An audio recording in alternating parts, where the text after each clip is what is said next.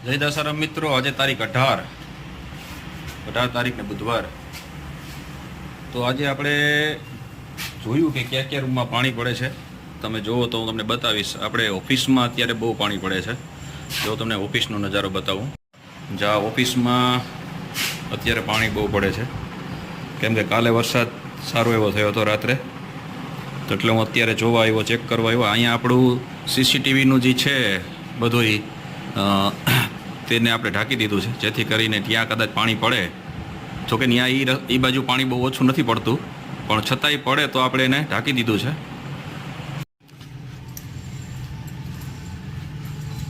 બાકીના રૂમમાં તો ક્યાંય ઓછું પડે છે. ત્યાં છોકરાઓને કીધું હતું શેટીઓ બધી જ્યાં પડતું હતું ત્યાં સાઈડમાં આપણે લઈ લીધી છે. અને આ રૂમમાં ટોટલી અંદર તમે જોઈ શકો છો, જે આપણી વધારાની શેટીઓ અને ગોદડાને જે ગાદલાને બધું પડ્યું હતું તેને આપણે આ સુફરિયાથી ઢાંકી દીધું છે, જેથી કરીને એ રૂમમાં પણ પાણી પડે તો શેટીઓ જે વધારાની છે અને ગાદડા ગોદલા છે એને નુકસાન ના થાય, પડે નહીં. અને ઉપર રસોઈયાને વરગાડ્યો છે આ રૂમમાં. જો કે અત્યારે તો દેખાતું નથી પાણી. 8 નંબર બંધ છે. એમાં રસોઈયાને પૂછ્યું હતું, પણ એ કહેતો હતો કે એમાં પાણી પડ્યું નથી. ચાલો ઉપર તમને લઈને જાઓ. જ્યાં અત્યારે પાંદડાજી આવી ગયા હતા, એને રસોઈયો સાફ કરતો હતો, એને વરગાડ્યો હતો તો કરીને વયો ગયો લાગે છે. આવી રીતે જો અહીંયા આ પાણીનું જવાનું છે નાકું, ત્યાં પાંદડા વચમાં આવી ગયા હતા. અહીંયા જો આ રીતે એને બધે સાફ કરાવ્યું. આના નીચે પાંદડા અહીં ખર્યા હતા, તેને પણ સાફ કરાવ્યા રસોઈયા પાસે. હમણાં આ બધા હવે જ્યાં જ્યાં નાકા છે આના પાણી જવાની, ત્યાં બધી રીતે સાફ કર્યું, કેમ કે આ ઝાડવા છે પણ વાં છે ત્યાં નીચે થઈ શકે એમ નથી, કેમ કે ત્યાં મોટું મધ છે. એટલે પછી એને પેન્ડિંગ રાખ્યું કે ભાઈ અટાણે રહેવા દો, મધ ઉડી જાય પછી એને સાફ કરશું. આ રીતે નાકા બધા હતા. અહીંયા પાંદડાજી છે ને, આપણો જે આ રાવણો છે ને એના પાંદડા ખરીને આવે, અને પવનના પછી પાંદડા બધા અહીંયા ભેગા થાય, જેથી કરીને અહીં પાંદડા ભેગા થયા હતા. રસોઈયા પાસે બધું સાફ કરાવી નાખ્યું. અત્યારે એનું જ પાણી વધારે અહીંયા સલવાઈ જાય, એને લીધે વધારે પાણી અંદર ઉતરતું હતું, પણ હવે ત્યાં ચોખ્ખું કરાવી નાખ્યું, એટલે જેથી કરીને પાણી ના પડે. ને અત્યારે તે પાંદડા અહીં નીચે આપણે નીચે નાખી દીધા છે. પછી વરસાદ વયો જશે પછી ત્યાંથી આપણે, કેમ કે અટાણે ભીના પાંદડા છે, પછી સુકાઈ જશે એટલે એને આપણે બારી નાખશું. તો હવે આપણે અહીં તો ઉપરની અગાસી તો ચોખ્ખી કરાવી નાખી, જેથી કરીને પાણી અહીં રોકાય નહીં, નીકળી જાય, સીધું નીચે ઉતરી જાય. પણ એમાં તકલીફ એવી છે કે હવે શું છે, આની હાલત ખસ્તા છે.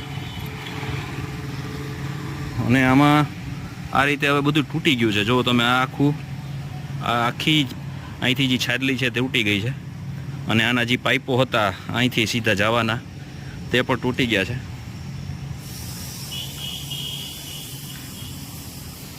અહીં કરી શકીએ એમ નથી, નકર તો ન્યાય નીચે એક છે પાણી જવા માટેનું, પણ ત્યાં અંદર જવાઈ શકાય એમ નથી, કેમ કે આ ઝાડવું અંદર આપણી અગાસી ઉપર એટલું આવી ગયું છે, પણ નીચે છે ને કેદીનું ત્યાં મધ છે. હવે જ્યાં સુધી મધ ઉડે નહીં ત્યાં સુધી આપણે એનું કાંઈ નિરાકરણ કરી શકીએ એમ નથી. રસોઈને હમણાં વરગાડ્યો હતો, કેમ કે છોકરા બધા ભણવા ગયા છે, કોઈ છે નહીં. જો કે એની પહેલાં મેં વરસાદ આવ્યો તેથી જ છોકરાઓને કીધું હતું, એની પાંદડા જે મોટા મોટા પાંદડા હતા એ તો બધાય નાખી દીધા હતા. કાલે અહીં થોડુંક આપણું ગ્રાઉન્ડમાં પાણી ભરાણું હતું, પણ અત્યારે તો ઓસરી ગયું છે, ઉતરી ગયું. અંદર પાણી ચૂસી લઈએ, કેમ કે તો જમીન હજી ભીની છે એટલે પાણી રહેતું નથી. જો અહીંયા થોડુંક પાણી પડે છે, જો અહીં પાણી ભરાણું છે, ત્યાંનો નિકાલ કરવો જોશે કંઈક. તો અત્યારે તો કોઈ છોકરા હાજર છે નહીં, બધાય ભણવા ગયા છે. એટલે રસોઈયાને વરગાડ્યો તો મેં કીધું તારે અમે રસોઈ મોડી કરવી છે, તો તું થોડીક વાર ઉપર બધું સાફ કરી નાખ. અને એની પાસે હમણાં ચોખ્ખું કરાવ્યું બધું. ચોમાસામાં અમારે આ રીતે વાટાકૂટી, હવે થોડુંક વરાપ નીકળશે પછી ઉપર જ્યાં જ્યાં એવું લાગશે કે અહીં વધારે પાણી પડે છે, જ્યાંથી છોકરાઓને પૂછીશ કે ક્યાં પાણી પડે છે. જો અત્યારે તમે અહીં પાછળ જોવા જાય ટીપા પડે છે, અત્યારે ઉપર અહીંથી જ્યાં ટીપા પડે છે, કેમ કે હવે બધું અહીંયાથી અમુક જગ્યા એવી જગ્યા થઈ ગઈ છે કે તૈડું પડી ગઈ છે, અહીંયા જે ઓફિસમાં જેમ ઉપરથી તળું પડી ગઈ છે એમાંથી પાણી સીધું નીચે આવે. થોડું ઘણું વરસાદ ફૂલ હોય એટલે ઓલામાંથી નીકળી ન શકે ઝડપથી, એટલે પાણી તરત જ અંદર પડવા માંડે છે. એટલે જ્યાં જ્યાં રૂમમાં પાછા પાણી જ્યાં જ્યાં પડતું હશે ત્યાં છોકરાઓને પૂછીશ કે કઈ કઈ જગ્યાએ પડતું હતું કાલે, એ જગ્યાએ ઉપર પાછા વાટાકૂટી કરી અને અત્યારે ચલાવશું. કેમ કે જ્યાં સુધી એની પરવાનગી નહીં મળે અને એનો કોઈ નિવાડો નહીં આવે ત્યાં સુધી આપણે આનો કોઈ નિર્ણય લઈ શકીએ એમ નથી. નકર તો પછી હવે છેલ્લે આનો કંઈક રસ્તો કરશું કે આનું પાડી અને અહીંની પાછું નવું કરશું. જો આનું કદાચ આપણે મંજૂરી ન મળે, મળી જાય જો ભગવાન કરે તો ત્યાં દાસારામ બાપાની દયાથી, તો સામે નવું જ કન્સ્ટ્રક્શન આખું થઈ જાય અને નવી બિલ્ડિંગ ઊભી થાય. તો જોઈએ હવે શું આગળ થશે. હજી કંઈ આપણે જવાબ મળ્યો નથી નેવી તરફથી. મનસુખ માંડવિયાના આપણે ગયા હતા, એની લેટર મોકલાવ્યો છે, એની મને એના પીએને મળ્યો હતો. એણે એવું કીધું છે કે અમારા તરફથી અહીંયા લેટર નેવીને મોકલી દીધો છે, પણ હવે એનો પાછો રિપ્લાય શું આવ્યો હજી કાંઈ એનું પૂછ્યું નથી. જુઓ જાંબુ થઈ પડ્યા છે, કેટલા ખરી ગયા છે જાંબુ. એ જ રીતે સામે પણ જાંબુડા ખરી પડ્યા છે. ખાવાવાળું કોઈ નથી, જોઈ લો. છોકરા બધા ઘરે છે અત્યારે, 3 થી 4 છોકરા જાદરણ હાજર છે. અને અહીં પણ આટલો બધો આજે વરસાદને લીધે ખરી પડ્યો ફાલ. અને આવો જો ઉપર ફાલ ખરી ગયો તો, અને ઉપર રસોઈયા ઉપરથી નીચે અહીંયા મેં કીધું હતું નાખી દે નીચે, પછી સાફ કરી નાખશું. અહીંયા ઉપર આ રીતે અગાસી ભોજનાલયની ઉપર પણ સાફ કરાવી.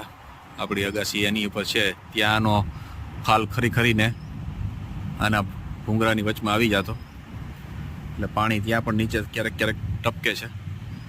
તો આ બધો માલ ત્યાંથી કઢાવ્યો, નીચે નખાવ્યો છે અને સાફ કરાવી નાખ્યું છે. ચાલો 2 વાગી ગયા છે, જમવા જઈએ ઘરે. સાફ સૂફ અભિયાન હતું તે રસોઈયા કરાવી નાખ્યું, કેમ કે છોકરા તો હતા નહીં. ઝુંબે ફાલ.